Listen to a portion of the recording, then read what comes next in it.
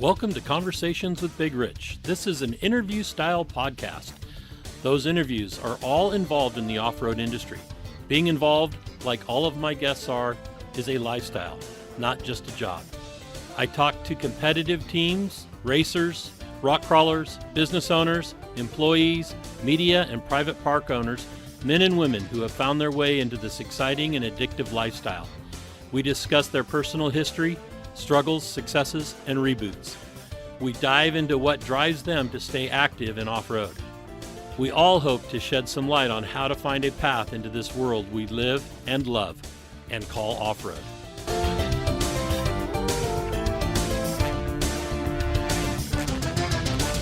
Whether you're crawling the Red Rocks of Moab or hauling your toys to the trail, Maxxis has the tires you can trust for performance and durability. 4 wheels or 2. Maxxis tires are the choice of champions because they know that whether for work or play, for fun or competition, Maxxis tires deliver. Choose Maxxis. Tread victoriously. If you still love the idea of a printed magazine, something to save and read at any time, 4Low Magazine is a magazine for you. 4Low cannot be found in a storefront or on a bookshelf, but you can have it delivered to your home or place of business. Visit 4lowmagazine.com to order your subscription today. On today's episode of Conversations with Big Rich, we have Russell Battles. Russell is a rock crawling spotter. He is from western Colorado, Grand Junction area, and we're going to talk to Russell about off-road, his life, and the sport of rock crawling. So, Russell, thank you for coming on board. Yeah, thanks, Rich. It's an honor to be here on your show. So let's jump right in with both feet. And I guess you were born and raised there in the Grand Junction area? Yeah. I was born in Grand Junction, grew up in Palisade, a little town just east of the big city, known for Palisade peaches, and lived there my whole upbringing. So peaches and Palisades. I thought Georgia was known for peaches. Yeah, most people think that, but until you've had a Palisade peach, you know, it'll change your mind. I actually had a buddy who was a submariner, and he called me from Pensacola, Florida, and asked me if there was any way I could go down, buy a box of peaches, and ship them to him, so those people know what I'm talking about. You know? Did you do it? I did. I sent him a whole crate of them. Great. I hope he was in port at that time when you shipped them, so that the peaches were fresh when he got them. Oh, I'm sure he got them fresh. We shipped them overnight. So perfect. So tell me about growing up in Grand Junction. Yeah. So you know, growing up in the Western Slope, coming from a low income family, we didn't have a lot of options of things to do, but one thing my dad and my mom really enjoyed doing was fishing. So we spent every weekend, all through the spring and summer, into the fall, in the mountains, camping, fishing, just hanging out. You know, fall season was all about hunting, and I spent, you know, almost all my time out in the mountains, just enjoying everything there is in the mountains. Grand Junction's really unique in that any direction you go, 1 hour any direction, you're in a different climate completely. You know, 1 hour south, you're in the San Juans.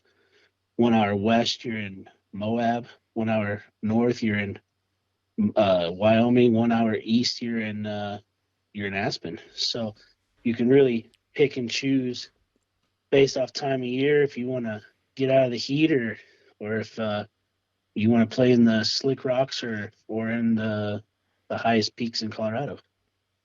Nice. So talk about going to school. You know what, you know, if you're born and raised there and you spent most of your life there, you know, what was school like? Oh, school was awesome. I went to you know, all the local schools. I graduated from Palisade High School, and School was real good. You might not know it by the looks of me now, but I was a big soccer player. Played baseball too, but soccer's what I spent most of my time doing while I was in school, as far as sports go. Hey, a lot Uh, of us have grown into our bodies, okay? yeah, Don't worry about it. that's right. Um, I raced dirt bikes. Western Colorado is well known for dirt bike riding. We have so much public land, and the Adobe's going all the way out to Price, Utah is all open country to ride. And so I grew up on a dirt bike. Not always the best dirt bike, but I always had one. That's what And matters. yeah, I just grew up riding and playing soccer. I actually had a uh, scholarship. I was going to go play soccer at Fort Lewis College in Durango. Um, but a little bit of a tragedy happened when I was a senior in high school is when 9/11 happened. Right. And rather than go to school, I chose to join the army instead. And I thought I'd go back to school and just never did. Well, thank you for your service. Appreciate it. So then, what kind of, let's see. One of the questions I ask is, were you athletic? Were you studious? Or did you do your own thing? Now, you said you played some sports, but how were you as a student? As a student, I was a real good student when I was in class. I guess we'll leave it at that. I once that bell rang, once I walked out the door, I didn't think about school again. I was somewhere in the middle as far as GPA goes and getting stuff done. I really excelled in math, so I was taking pretty high level math classes, but I don't know that I can still write a complete sentence or really if I've ever read an entire book. Okay, that's all right. But I was a big sports guy. Like I said, summers was dirt biking, and the rest of the year was pretty much soccer and baseball. Okay. And then what was you had dirt bike. What was the first four-wheel drive vehicle that you got to drive? Well, so when I was 12 years old, my dad did some work. My dad was an auto body. Did some work for a guy in trade for a 1974 International Scout 2. Nice. And my dad and I spent a couple years getting it running. We took the 345 out, put a small block Chevy in it, and nothing crazy. Open front diffs, 33s, just a nice little rig. And when I was 14, um, had it for a couple years. My buddy down the street and I decided we were going to go joyriding in it. And Without dad's permission. yeah, without dad's permission, middle of the night, may or may not have been arrested spinning donuts in the football field. Oh no. And needless to say, the scout went down the road and I wasn't allowed anywhere near a car for a while. Was But that your parents' choice of you not having a that car was for a while, or was that was that my law dad's enforcement? Okay, choice. all right. Yeah, that was definitely my dad's choice. He said I wasn't responsible enough to have it there, and he wasn't giving me my first car. So that was my first vehicle, I guess you could say, and it was a lot of fun. I really liked it. Do you regret doing those donuts? I do. But you had fun while Uh, you were doing them. oh, it was a good few hours for sure. But when I turned 16, Dad did true to his word. He didn't get me a vehicle. So in a roundabout way, I guess he did because I traded I had an RM 125 dirt bike. I traded it for a 1984 full size Bronco, and that's what I drove through high school with the Wow. 300 straight six MP 435, and I beat the crap out of it. So you somebody traded you your motorcycle for a full size Bronco. They did. You wouldn't have that these days, but No. back then, those especially the '80s Broncos. I mean, people give them away almost. They were just not worth anything, and so yeah, I got that thing and I drove it all the way through high school. In fact, I just sold it a couple years ago to a fellow wheeler for his son Nice. and stuff. But over the years, it'd gone through a lot of changes. It ended up with a big block 460, and I'd solid axle swapped it with tons, and so yeah, just a lot of different things happened to it. But I beat her up pretty good, and that was really the first vehicle that I went off roading in. Mostly mud. We ditch school and go out in the desert and play in the mud, and thought it was really cool if we could pull up on a 2-foot rock with one tire. Get Right. out, take the pictures. Posing. Yeah, At least it wasn't in a parking lot or on a football field. that's right. And then a little bit later, I guess when I was about 18, I guess I as a lot of us rock crawlers all started with Toyotas. I know they're your favorite with the super low gearing and everything. But yeah, I got a '84 4Runner, first gen 4Runner, and after that I was hooked in rock crawling. I just absolutely loved it. A friend of mine, Eric Lozier, I was working with him at the time. He's like, "Why don't you bring this thing out? We're gonna go do 21 road." And I got out there, completely exploded everything, but I was hooked. That was it. I had to conquer 21 road. That was the goal. You still had the Oh, Bronco, so you weren't vehicleless, right? yeah, no, the Forerunner was a straight wheeling rig, chopped up, not even road worthy at all. So it was I would say the typical Toyota that you see bashed up, every fender and everything bashed up. That was my rig. Okay. So then, what kind of work did you do to the Toyota after you destroyed it on your first time out on 21? Yeah, so I went to the army and it kind of sat for a while. Okay. Didn't really do much to it. When I got back, um, I had a little money sitting in the bank as you would have from time to time. So it was a phone call out to Marlin Crawler, and double T cases, 4.7s. I kept the Toyota axles, but 529s, the lunchbox lockers, and left it leaf sprung for a long time. Eventually, I did go to 3-link front, 4-link rear coilovers.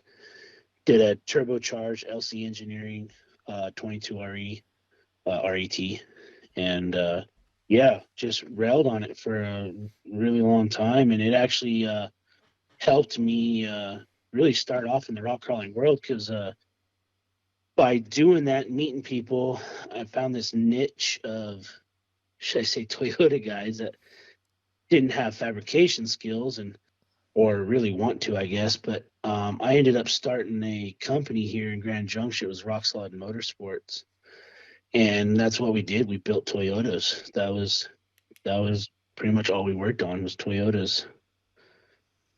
And it was rock solid. Yeah, Rock Solid Motorsports, Nice. and we were open for a few years. I quickly found out that running your own business is a ton of work. You don't get paid; the shop gets paid, Yep. and I also found out Toyota guys are cheap and they don't want to pay for anything. So That's why they're driving Toyotas. that's why I drive a Now Toyota. I'm gonna get a bunch of hate letters or hate messages from Toyota guys that have a lot more money than I do. They just never And grew up and knew better. hey, I actually just bought last year. I bought my first Forerunner. I bought it back from the guy I sold it to. Really? So it's sitting in my driveway right now. I actually paid a friend of mine. I bought a donor body, and I paid a friend of mine to swap the body out. So it's got a brand new, used, clean 85 Forerunner body on it now, and I'm gonna make it a nice little rig, and I'm gonna give it to my son when he's ready to drive. That's awesome. That's awesome. So let's talk about your military days. Yeah, What service did you go into? You said Army?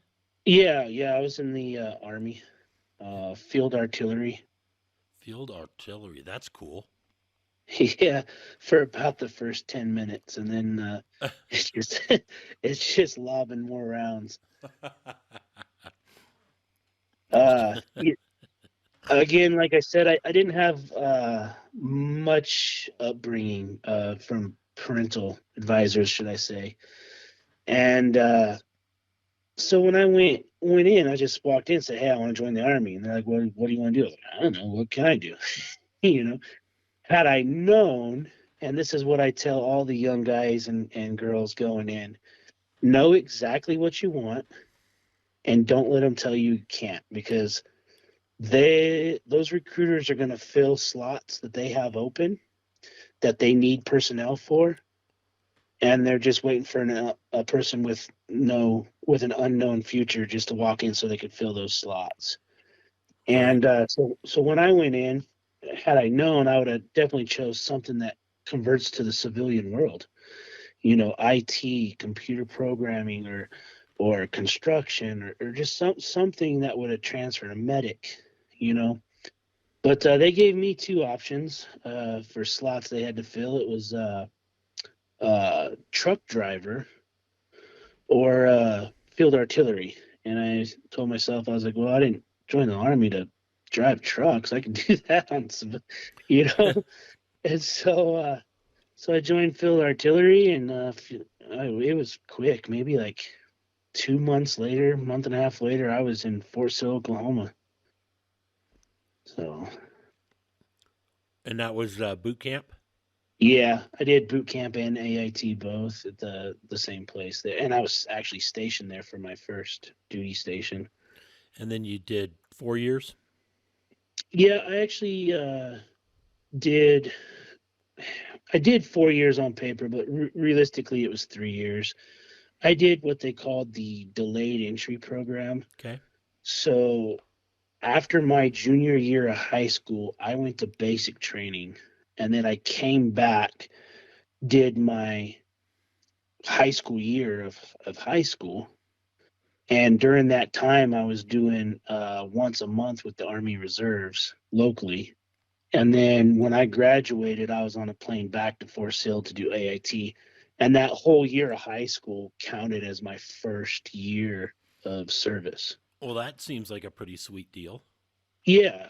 So it was pretty good. Huh. Not to mention, I was in really good shape going into my soccer season on senior year. I would imagine. Yeah. But yeah, on paper it says 4 years, but really, from what I did, it was 3 years. So you don't find a need for field artillery work Yeah, I now? got out and I started shopping for jobs, and they just weren't there. Uh, yeah, it seems like it's a very lucrative Google career search, field. jobs in field artillery. That's right. Yeah, I got pretty lucky when I did get out. Like I said, I was doing the rock solid motorsports. Wasn't making a ton of money there, and my dad was working for this. He was doing some sandblasting for this oil field company, and they needed a welder. And just like any good welder, I lied on my resume about what I could do, and they threw me right into the show. And I learned real quick that I was a little in over my head, but they hired me on, and I worked in the oil field all the way up until this last summer. 19 almost 19 years. Worked all over the world as a mechanic and a superintendent for an oil company, and it was really good to me. And I got to experience a lot. Traveled all over the world. I lived in multiple countries, and it was it was it was pretty wild. So, kind of list some of the countries that you were in. Yeah. So Bahrain, Tunisia. Uh, I went to Oman. I spent most all my time in the oil field abroad was in Abu Dhabi. So I did about 5 years in Abu Dhabi. Um, and then, it was just a really unique situation over there. We were doing something that had never been done in the world before. Um, all the gas in their country is sour. And by sour, I mean it's poisonous. It has H2S in it. When we encounter H2S in the United States, we flare it off, we burn it Oh, is because, that all the stuff that we see burning? yeah, so, most of it. Okay. And it becomes SO2, which is actually worse, but it evaporates. It dissipates real quick. H2S settles on the ground. It's heavier than air. Oh. And you're talking parts per million to kill someone. I mean, Wow. it's very, very potent. So Abu Dhabi burns oil. So does Dubai, Sharjah, to power their cities. Well, oil is it's dirty to create power with. It takes more than gas to create the equal amount of power. And so what they did over there is they're wanting to stop cutting into their margins. Their only export is oil. So every time they're burning oil to power, they're losing revenue. Right. And so this Swedish company came up with this a plant. It's a scrubbing unit. They can take the sour gas through this scrubbing unit, have clean gas to power their country on the other side, and the byproduct is sulfur. Hmm. And so now Abu Dhabi is one of the leading producers of sulfur in the world, and they're not burning their oil, which is their revenue, to power their country. They have clean gas to do it. So we were actually drilling for H2S gas, like 26,000 parts per million. And mind you, it only takes 50 parts per million to kill you. So it was a joint effort by a lot of different nationalities. And I think at one time we counted like 40 languages on Wow. one location. How is So, that to work with people that are all speaking different languages? it can be frustrating. I learned a little bit in the military. I encountered a little bit, but you're so cocky and young when you're in the military. It is different. But what I realized real quick is Americans, we do everything right. It's our way. This is how it's done. Why are you not doing it our way, right? Right. I get what you mean. And you learn over there that they might not do it the same way, But it's but they not get the wrong. same result, and Right. it's not wrong. And I've seen so many guys that would come from the oil fields here and go there, and they didn't last long because they just couldn't wrap that around. So I feel like being able to work in these other countries and with all kinds of different people, I feel way more cultured, and I feel like I have a better understanding uh, of the world, really, but in particular, the guys I worked with, just of how things work, and it really opened my eyes over there, and I enjoyed it a lot. It's interesting. My son worked up in Alaska, the North Slope, and he ran a shop up there, a construction company. And he could almost tell you where guys were from, not by their accent, but by their attitudes when they'd come up to work on the North Slope. Whether Yeah, they were out of Texas, Oklahoma, wherever, what other areas they had worked oil. Just right. because of their you know, they're holier than thou than everybody else attitude. He cracked me up a lot when he was telling me those things, but I get Yeah, it. it is. It's funny because the oil field's tight knit. It's the same people chasing the money all over the world. I go to any oil field in the country right now, and I probably know a couple dozen people. It's the same people. They just moving in, chasing the money all over. But it's funny. You catch an accent here and there, or the one that always caught me that I could always tell is what they're eating. You just look at what they're eating; it gives you a Mm, pretty good indication of where yep, they're from. there you go. True. Okay. So then you said I know that you were working in the oil fields, but you said you're not working in the oil fields now. No, no. So I was mechanical superintendent in West Texas for the last almost 5 years of my oil field career, and I still had my house up here in Colorado.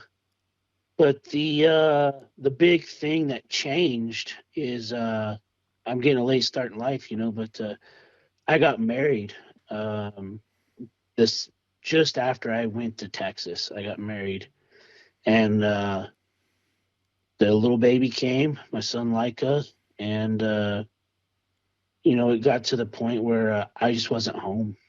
I was here, I was there, and we had made a decision that West Texas isn't where we wanted to raise our family, and so we sold our house in Texas, moved back to Colorado, and I took a job with the Bureau of Reclamation at a hydroelectric plant about 6 miles from my house here. Nice. And it was just an opportunity. I felt like it was my time to be home, be with my family more, um, and still make a decent living with good insurance. And so yeah, I took a huge pay cut, quit my career, which I could tell you was scary. Um, didn't really know where it was going to take me or where I was going, but I did it. And so it's in August will be 1 year at the bureau. I work 4 10s. I'm home every night, and I have a little girl now that's 2.5 months old, and it's awesome just being home with my family every night. And yeah, not a young guy, so Right. but I sure enjoy it, and I'm glad that I got to go live life and see the world before I had kids, because you know kids become your world, Correct. and I'm just really enjoying that now. So Just so I get the Bureau of Reclamation that's a civil service job? You're a government employee or yeah. So it's federal. It falls under the Department of the Interior. okay. So I work for the Upper Colorado Region Bureau. So that would include like Flaming Gorge, Blue Mesa, San Juan, the Molinas. Um, you got several in Wyoming, and then of course Lake Powell and Mead. Glen Canyon is our main office for the Upper Colorado. So they're all power generation um, dams, and so that's where I'm working now. Is I'm just a mechanic for the bureau at their smallest. We got two plants. They're the Molinas, and they're the two smallest units the bureau has. But it's kind of fun. They're right here by the house. Yeah, that's can't beat a short commute. Yeah, yeah. It's nice. So then let's jump back into the wheeling. Um, you the Toyota, the Forerunner, Yeah. and then who were you wheeling with back then? So I got I got I got into wheeling with some of the best crawlers in the country. So Addicted Off Road put on what they call the Colorado Toyota Jamboree every year, and I don't know, it was about 2010, I guess. Um, I was doing a lot of local wheeling, but I wasn't traveling, and I got an invite, and I went over to Buena Vista, and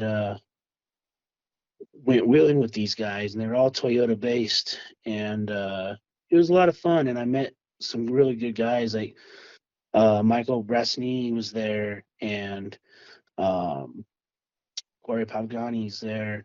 So some really, today, I mean, these are hardcore wheeling guys, probably wheel more than anybody in the country. Jason Crick and all his crew, they were all there. So it was really cool to meet those guys. Found out some of them lived closer than I thought they did. And so I was wheeling a lot with these guys. And the second year I went, uh, I had built a shop buggy. And so I'm sure you remember the top truck challenge, right? Yep, sure do. Hollister Hills, California. Well, I've been reading their magazine for years, and I decided I wanted to build a buggy to go there because in 2011 they let buggies in and they were kicking butt and it was awesome. And so I decided to spend some of my shop money and some of my own personal money, I guess. But I built a big, giant tube chassis buggy. And in 2012, they said no more buggies in the competition. So, Great. so I never even got to go in the magazine or anything. But I still have my buggy. It's my recreational buggy that I steel wheel around here and whatever. But it's a big buggy. It's on Unimog 404 axles, front and rear steer, Atlas 4. It's twin turboed small block Chevy, Twin and turbo. Wow. twin turbo. Yeah, it's they're not compound. They're each bank sequential, Okay. and run. I don't run a lot of boost. Running about 12 pounds of boost, uh, and it runs good. It's on 49s. It's 4-lane to ORIs. It's just a fun rig. It was a purpose built rig that never got to see its purpose. One of these days, I'm going to try to make it up to the west, northwest, and jump in some of those big rowdy competitions they have up there. There you go. Y- That's a but good yeah, idea. I just wheel it around here. I throw the 42s on it when I'm going to play in the slick rock, and I'm just rolling around in the canyons around here, whatever. I'll leave the 49s on there, and it does good in the big stuff. What it doesn't do good is in the tight stuff. It's long, 120-inch wheelbase, and Unimog it's wide. axles have great Yes. steering angles. Yeah. So it's fun. I enjoy it. And so anyway, I'll tell you a really unique story, and it's um comes from the second year I was down there at the jamboree. We were all lining up, and we were, herding Toyota guys is like herding cats, and so we're all scrambling, trying to get in line, get ready to run Carnage Canyon, and this old man, he pulls up behind us in this tube chassis with part of a Jeep frame, and no hood, so we could tell it had an LS in it. And this crazy old man's wearing a World War II uh, helmet, military helmet, and he's like, "This," he goes, "Is this Carnage Canyon?" We're like, "Yeah." He's like, "Well, I've never been here. You mind if I run with you?" Sure, sure. With the And accent you're given, I know who you're talking about. Go ahead. and and well, my name's Russell, and he's like, "Oh, my name's Charlie, and I don't give a hoot."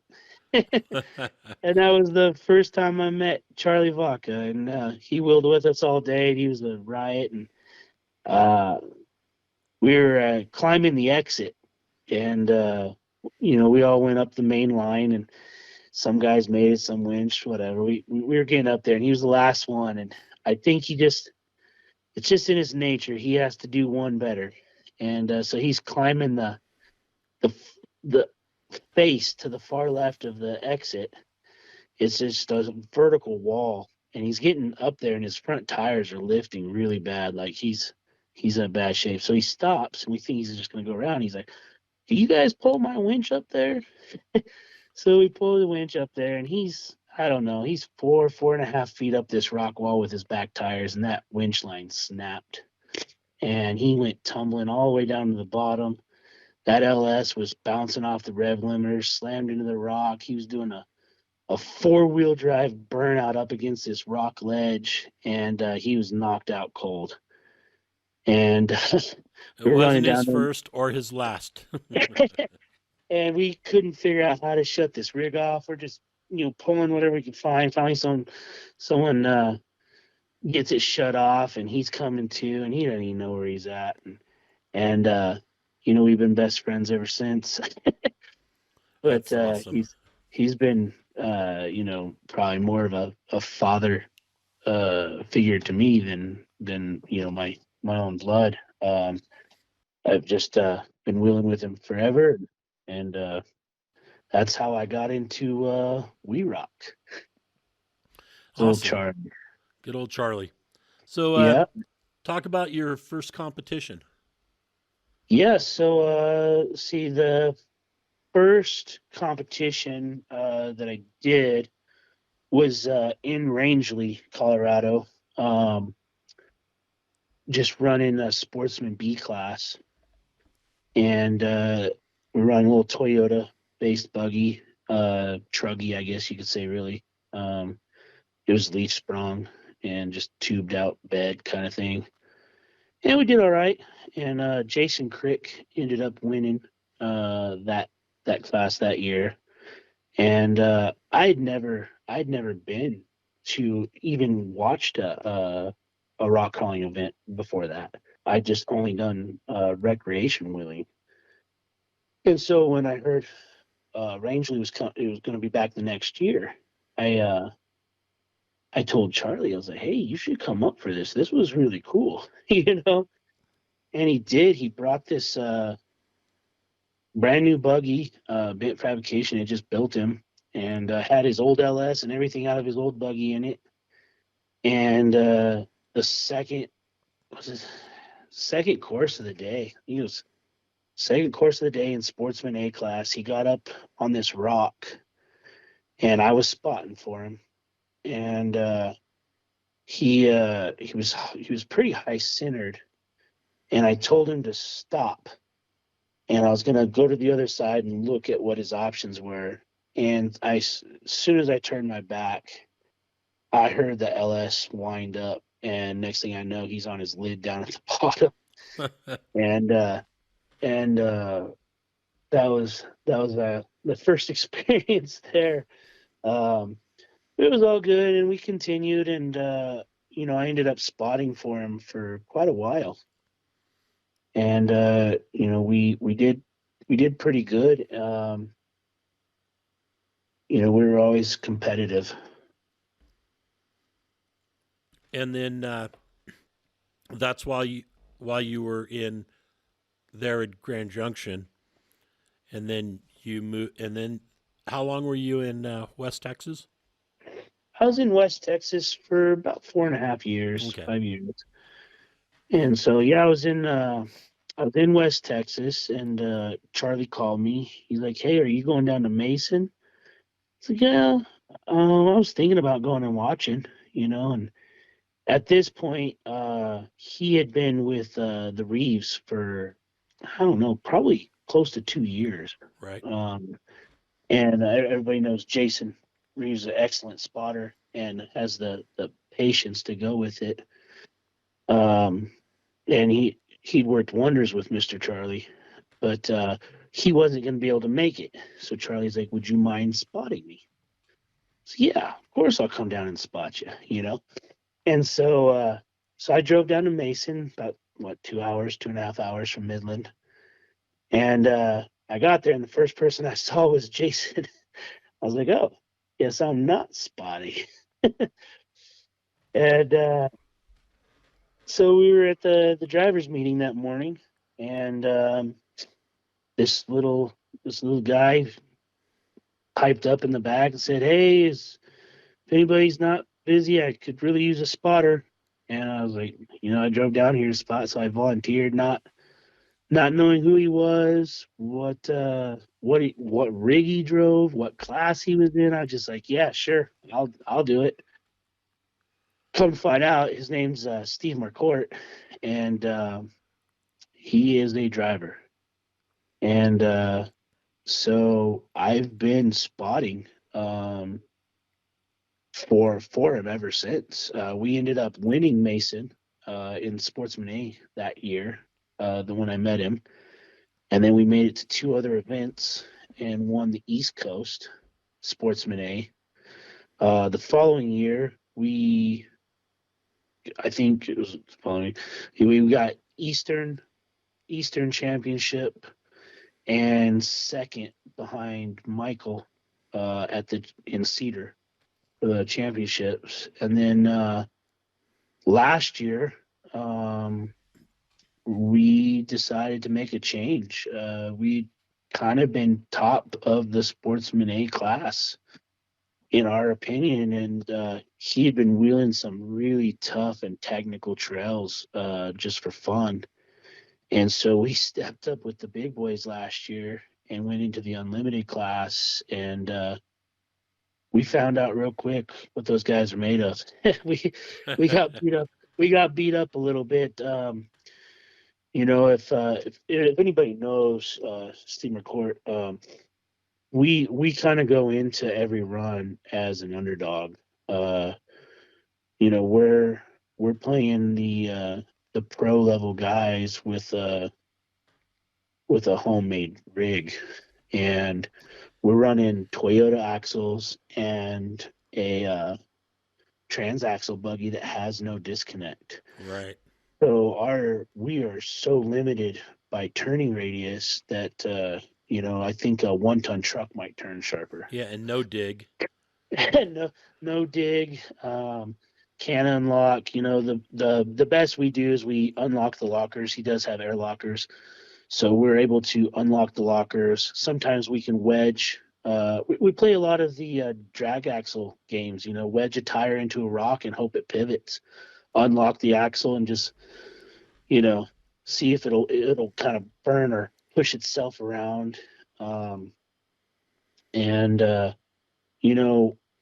We're always testing the limits of those Toyota axles.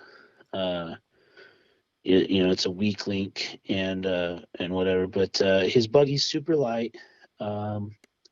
He absolutely knows how to drive it. I love spotting for him. It's just I don't know that I'd have any more fun if I was behind the wheel. I just love watching him work and pointing him in the direction. And I feel like I'm definitely a large part of that success.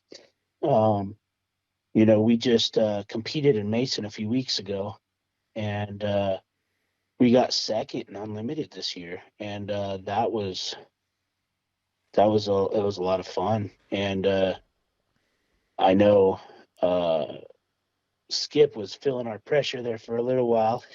Yeah, I mean, Skip's driving a portal car, with all the weapons.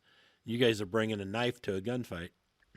Yeah, and we hold our own. I mean, I know that the West Coast is a lot more technical, and there's a lot of guys that spend a lot of hours in their buggies out there.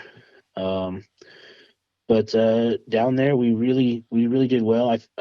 We were knocking out some of the lines that other people weren't even making, and it was a lot of fun to watch him do that. And people ask what it's like spotting, and you can go watch Trailbreaker and stuff, and you can see some of these really well-known guys who struggle with lines, and they make it. but a spotter changes the game. And I don't. A lot of guys I see new spotters. They're yelling. They're saying, "Hey, turn this much, do this, do that," and I've always really just tried not to do that. If I could give advice to other spotters that are starting out, is put your faith in the driver. Um, they are the driver. They know their buggy. They know their limits. But feed them the information that lets them make the choices that they need to do. I don't tell Steve every little decision that he needs to make. I feed him the information of where his tires are at, what it looks like, what I think he needs to do. He makes the decision. He drives the car. A perfect example is I think it was A3. Was it no A2 in Mason on day two?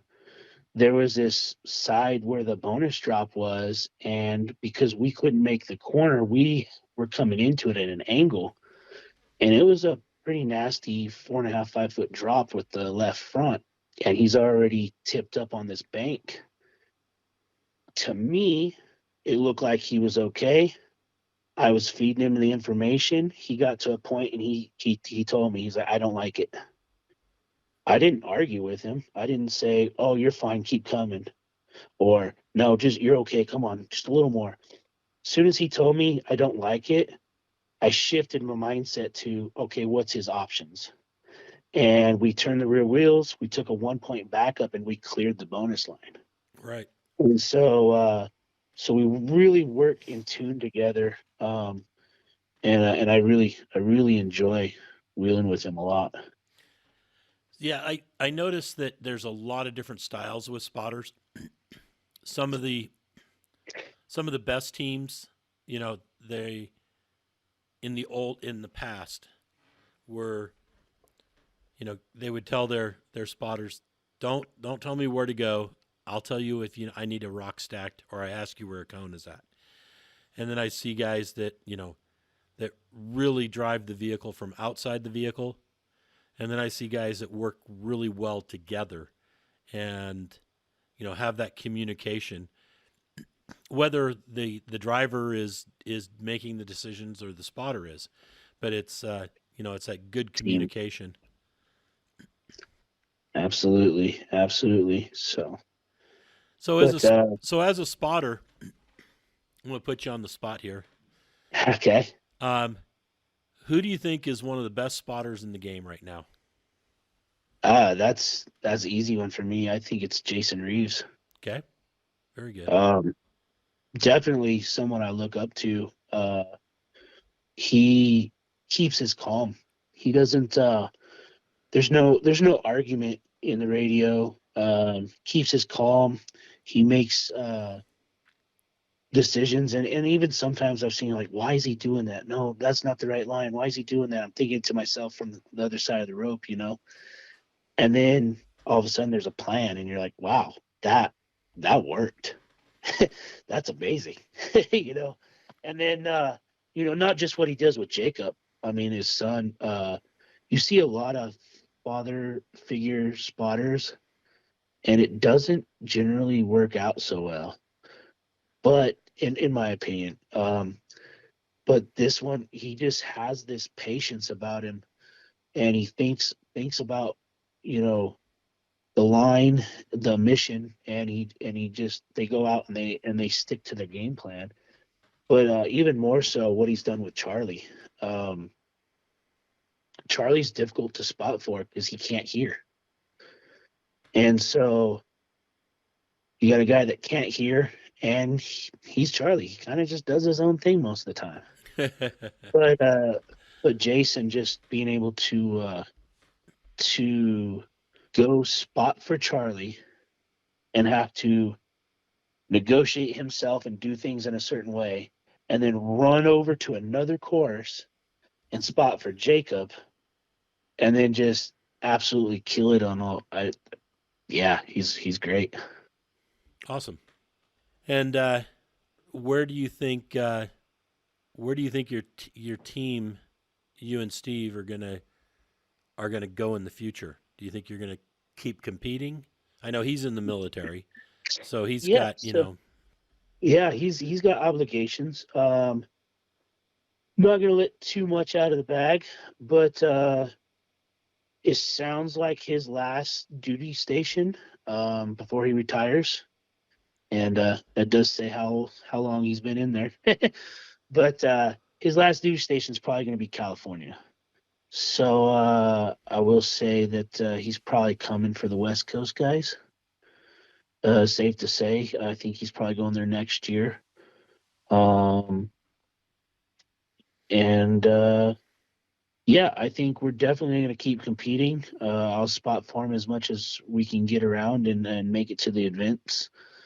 Um, and you know, I think you put him in the right rig and put me spotting him. I think we might be able to do something. cool. So, what do you think is the most important aspect that that makes a good spotter? Um, the two things for me really. I think the most important is patience. Um, you've got so much going on. You're watching cones. You're trying to guide. You're trying not to fall and stumble and fall down the side of a hill. Trust me, it's not fun. and and then you got this clock. You're calling out to the judges. You got this time you have to beat. And it's really easy to get wrapped up in the competitive side of things. A lot of us are type A guys and we want to be the best and we're pushing ourselves. But I think you have to have that patience and discipline to not let that bother you, to just concentrate on what you're doing at the moment. Uh, it's one gate at a time. You can't let all that other stuff bug you. It's always going to be there. It's always going to be in the back of your head, But I think patience is a virtue of a spotter, and then have fun. You know, it's easy to get caught up in that competitiveness and take it too seriously. And I know in the pro level, these guys, they're making money off. At the end of the day, people are buying their chassis, they're buying their parts because of how well they perform. So they have that extra drive to do better. But at any time that it becomes a job and it's not fun for me, that's probably when I'll step out. Um, I just enjoy every minute on the rocks, and yeah, I think you have to keep it that way. I agree. I really agree. So then, what would you tell a guy that is looking to be a spotter the first time? Say he's going to come out with his buddy. Both of them are brand new. What do you think is the first thing they should do? Um, that's a great question. There's the first thing is you just got to come do it. Just get out there and do it. Um, don't don't worry about placing. Don't worry about his rig isn't that good or the money. Just come do it. Have a good time. I guarantee you'll be hooked, and then it's just on from there. But as far as the spotter, uh, the first thing you need to do is walk the courses with your driver, hang out with your driver. If you're able to before a competition, go wheeling with them. Spend as much time learning the rig and the driver. But I think if you're just coming into competition, maybe you don't know the driver, and you just volunteer. Walk the courses. Uh, we enter almost every course with a game plan. Not almost. We enter every single course with a game plan, except for when Cam spends 5 minutes rearranging the course, and then it's Cameron Beasley, yes. but walk the course, talk. The driver's going to have ideas of what his rig can do, and you can get ideas of what he thinks he's capable of doing. And most importantly, just go have fun. Just do it. There's no, way that you're what am I trying to say here? You're never gonna know how much fun it is, I guess, or what you're capable of if you don't ever try it. Right. So That's kind of the same lesson that Skip Scott was talking about. yeah, I mean, Skip started last year. I was at his first competition. We competed against him last year, and he'd never been in a competition. He had very little to no seat time. He had awesome buggy, but had hardly any seat time in it. He did all right. He did pretty good, And then he came back this year after a year of wheeling and setting up his own cones. That's what people don't understand is when you make it up an obstacle, you go drive an obstacle, and it's cool. Now put 2 cones in the most inconvenient spot and climb that same obstacle. It's not the same. The most So, inconvenient spot. What are you trying to say? so I mean, and you see it, the pro levels. I've seen videos of Jesse Haynes out there with cones and just driving them. Um, one of the best rock crawlers I think that we have right now, Dave Wong. He's out there in Sand Hollow playing all the time, but he's not doing the normal lines. He's thinking outside of the box, like where are they going to stick these damn cones, you know?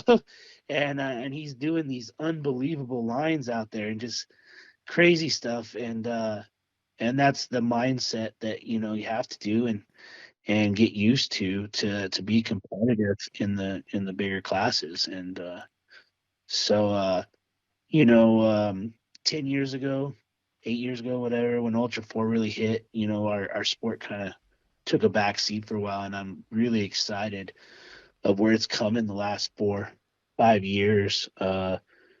It's really blown up. There's way more competitors at just about every event. There's more people coming back to the sport, and it's really exciting, especially when you got fabricators like Jesse who are changing the game of rock crawling, and Caliph, chassis too. There's these guys are pushing the limits of what these rigs can do, and it's really exciting.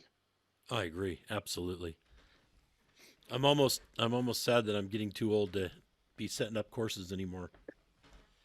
That's the fun part. Now Jake can do it, and you can just sit back and watch. Yeah, now I just get to deal with all the drivers. There you go. That's okay though. That's it makes that after Mason it was really nice to not be completely worn out on Saturday morning from setting everything up, and then come Sunday night, I was still, you know, I felt good. I didn't feel like I'd been run over by a truck. Yeah, I can understand that. I did feel like I had been run over by a truck after Mason, but Yeah. That the courses were interesting. There was, Jake had opened up a lot, all new areas, and a lot of brush cut. A lot of stuff cleared. And the one thing that happens with those kind of courses is that you don't know what's going to move.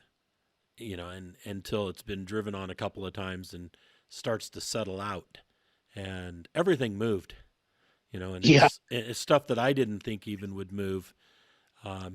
There was stuff that was moving. So I think it was a good lesson for Jake as well, getting an idea of not only where to get cone placement, but to think about, okay, now if that moves, how am I going to replace that cone in the right spot? right. That's one of the things that's why I'm still sticking around, of course, is, to make sure that he has a successful start to taking over We Rock, so that, the events are still, there's no lapse. There's no, slack in what's happening. I want to keep the continuity. Of course, it's up to him what he decides to do with it. He can wholesale change the rules or whatever he wants to do, designs, anything, because he's the future. But, Yeah, He did a great job. I thought so. Yeah, I did too. Yeah, I really the courses. I didn't think they were too much different in the way they were set up compared to what we're used to. Uh, Other than I felt his were bigger. The obstacles were bigger, had a more of a uh, presence to them, I guess. More of a Whereas, nationals feel. yeah, more of a nationals feel. Where yours were more technical in the past, but it was familiar, and I think he did a great job. Like you said, a lot of rocks really moved. I watched Skip move like a VW size rock off the edge. And so yeah, there was plenty of rock movement there, and it definitely changed the course, especially on day two. Like I said, we always go in with a game plan, and then when the guy before you moves a rock or things, you got to really think on the fly, and sometimes it works out, sometimes it don't, but it's always fun. So then you're going to be. You guys have an idea of coming west? Is Steve going to try to do one or two of the Western events? Not this year. So him and I will both be in Cedar. He's actually going to be spotting himself for Skip. Oh, He's not. He's going to fly in and spot for Skip at Cedar. I'll be there. Whatever Jake needs me to do, I guess. But I'll be there to watch or root on or help out whatever I need. And then we were not going to make any of the Western events ourselves as far as wheeling. Next year, once he gets transferred to California, I believe that will probably be hopefully be a full season for us. Makes it a little easier for me. It's easier for me to get to all that kind of stuff in the West. But he is making Glencoe. So we plan on doing Glencoe, and Tennessee is a huge possibility as well. excellent. And have you been to Tennessee? That's the one I haven't been to. I have not made it all the way down there. Okay, that's an interesting event site with it being a night event, under the lights. It's pretty cool. Yeah, that's everybody says it's a lot of fun down there. I don't know, fat boys and heat. I don't know. That's why we do them at night. That's right. We don't get started until like 7:30, and then work our way into the evening, and done by midnight or so, and it makes it a lot more pleasant. Yeah. So Tennessee's a maybe for me, probably for him, and then I think we're both gonna make Glencoe, and then I said we'll be in Cedar next week or 2 weeks, whatever. Here very shortly. Yeah, very shortly. But he'll be with Skip, and I'll just be watching, and then I'll make Rangeley. Kind of hoping that maybe I'll be competing myself in Sportsman A. Oh, that'd be cool. So we'll see how that goes. Excellent. So what's on the future for you? Just more kids? No more kids. No more We're kids? done. This is it. That's 2 it? is good. I got a boy. I got a girl. Get experience both sides. That's it. I'm working on something. Starting a new career is never easy. Bottom of the totem pole. So I'm getting that figured out, getting life straight. But I am working on little something. I found out in Mason that someone else is working on the same project, but I am trying to build a electric buggy. Cool. I don't know where Jake is on his, but I have chassis. I've been working with an EV company trying to figure out power plants.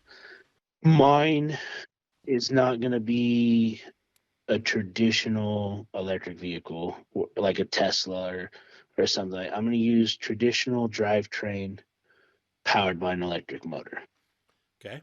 So basically, I'm doing an adapter plate to a traditional transmission running a T case and standard axles. Interesting. So right now, it's a matter of trying to figure out the converter and batteries. Batteries are the big one. How many batteries do I really need? How fast can I charge them in between rounds? I don't want all that weight, but I need enough to, if I have to go straight from one course to the next course, I don't want to run out of battery in the middle of the course, Right. So where's that line? Where's that at? I may be a little underpowered. Maybe I'll have to get more power later on, but I'm going in the lower horsepower range. Just because I feel it's going to be gearing and weight that make the buggy better, not the wheel, the actual horsepower. And the electric motor has so much torque. Right. So yeah, we're playing around with that. Still haven't done axles or anything like that. I'm at the beginning stages, so working on that and seeing where that's going to take me. Excellent. Excellent. And anything else you can think about? Any stories about some of the guys you've wheeled with or at competitions? Oh, there's so many stories. I don't even know where to start, but probably some of them shouldn't be discussed. Oh, come on. No, I agree. I've had the pleasure of wheeling with some really good guys. Um, when I was first getting into the buggies, I met Kevin Carroll. This was before he had the red dot buggy, and got to meet him and spend a little bit of time with him, and then his company blew up, and he got me into aviation, became a pilot, and I'm happy that I got to know him, call him a friend. Some of the other guys I wheel with are the guys. I would say my friends are the guys you see on the internet who are wheeling almost every weekend. I don't think anyone wheels harder than some of my really dearest friends, and so I've just been blessed that I can hang out with these guys, and they're always pushing me, and I'm pushing them, and I really truly believe that you're only as good as the people you hang out with, and that's in all aspects of life. Yeah, So absolutely. Absolutely. Yep, I agree. Yeah, it's like the thing that they say, is like look around and see who the people you're with. If they're all successful in business, more than likely you're going to be as well. If you're hanging out absolutely with a bunch of drug dealers, or druggies, well, guess what? So I think right. the same thing happens with the wheeling. If you're hanging out with the guys that are going big, it more than likely you're going to be going big too. Yep. I agree. So yeah, future looks bright. I'm spending a lot of time with my family. I know it's probably going to take away from wheeling a little bit while they're young, but we'll be back, and we have big plans. And my son, he's just a little guy now, but he really likes getting out, and maybe we'll see a little Leica battles in the ranks here pretty soon. Oh, that'd be awesome. That'd be great. Get him into a little kid's buggy. Yeah. I mean, it'll be a lot of fun, I'm sure. Yeah, absolutely. Well, excellent. Russell, I want to say thank you so much for coming on, spending some time and talking about rock crawling, talking about, your life and the plans you guys have for the future. I appreciate it. Yeah.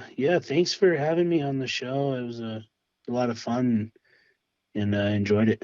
Excellent. All right. Well, we'll see you at the event. All right. Thanks, Rich. All right. Bye. Thank you for listening to Conversations with Big Rich. Please let your friends know about this podcast. Let us know what you think of Conversations with Big Rich. Please forward ideas to me, contacts of those that I should attempt to interview. Leave a rating on any of the services you found us on. We look forward to your comments and ideas. Enjoying life is a must. Follow your dreams and grab all the gusto you can.